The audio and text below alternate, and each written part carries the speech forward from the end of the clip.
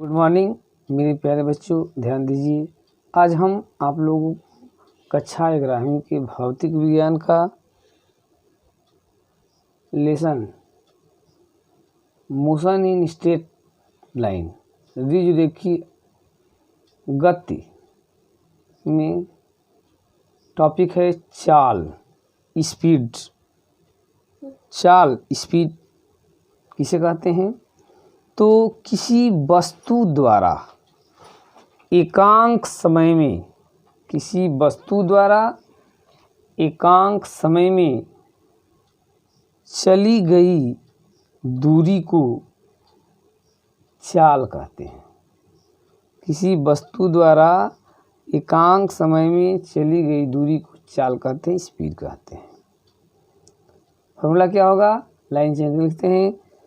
चाल बराबर दूरी बटा समय। क्या होगा? चाल बराबर दूरी बटा समय। चाल एक अदिश राशि है, ठीक ना? क्योंकि इसे व्यक्त करने के लिए केवल परिमाण की आवश्यकता होती है, दिशा की नहीं, इसलिए इसको हम अदिश राशि कहते हैं। और चाल का ईसाई मात्रक मीटर पर सेकेंड होता है। चाल की अन्य मात्रक भी है, सेंटीमीटर प्रति सेकेंड या किलोमीटर प्रति घंटा।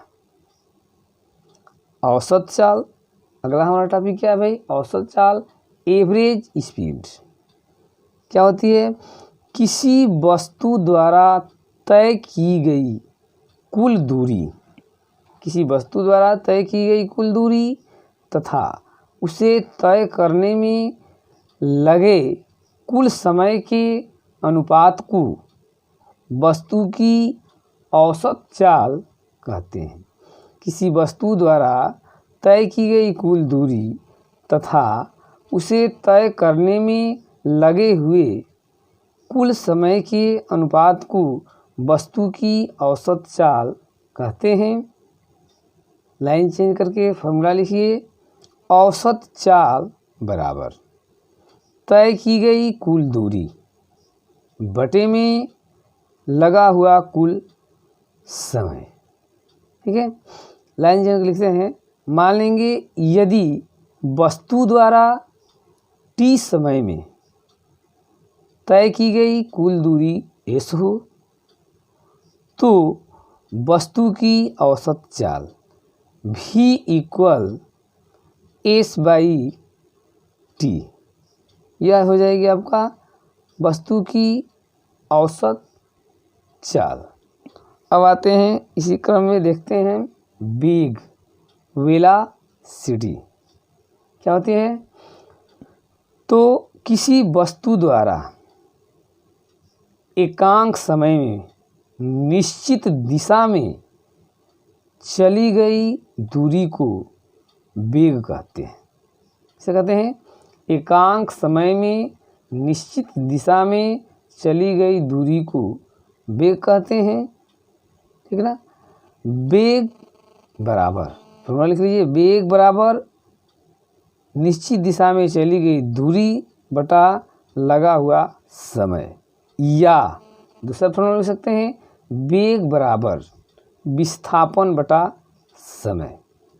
ठीक है, देखिए लाइन चेंज करके कह रहा है कि यदि किसी वस्तु का t समय में विस्थापन s हो तो वस्तु का वेग, फॉर्मूला है नीचे चेंज लिखेंगे, वेग इक्वल विस्थापन बटे समय।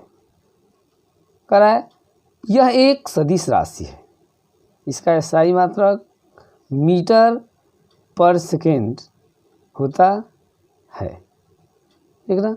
अब इसी क्रम में देखते हैं, कह रहा है कि औसत वेग एवरेज वेलोसिटी क्या होती है? औसत वेग क्या होती है?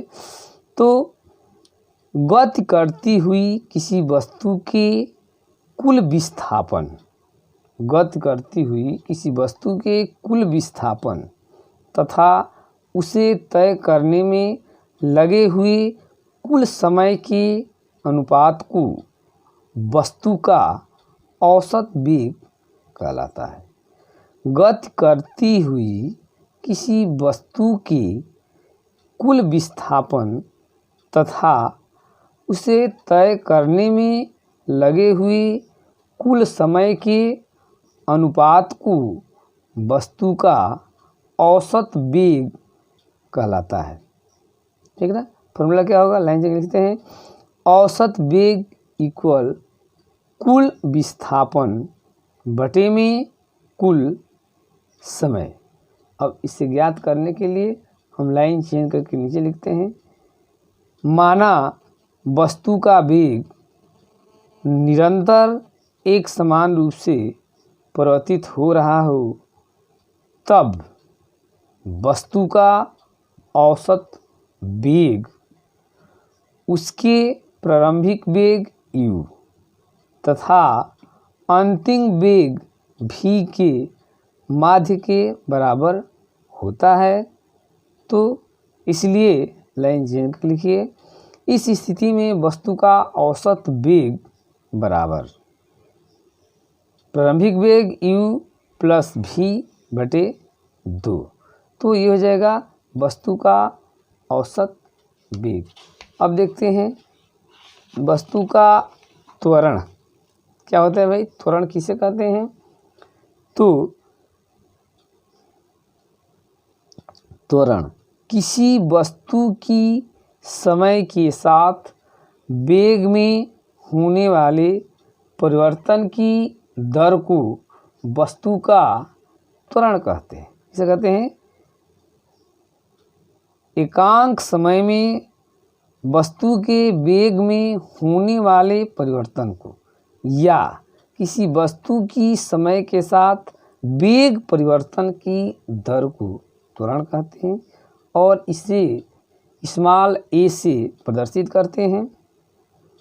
त्वरण a बराबर वेग परिवर्तन बटा समय अंतराल। क्या जाएगा फॉर्मूला, लाइन से लिखेंगे कि त्वरण a बराबर वेग परिवर्तन बटा समय अंतराल। लाइन चेंज कीजिए और मान लीजिए यदि किसी वस्तु का प्रारंभिक वेग u तथा t समय के बाद उसका अंतिम वेग v हो जाता है, तो वस्तु का त्वरण, लाइन चेंज करके लिखिए, a बराबर अंतिम वेग माइनस प्रारंभिक वेग बटे समय अंतराल, या a equal v minus u by T.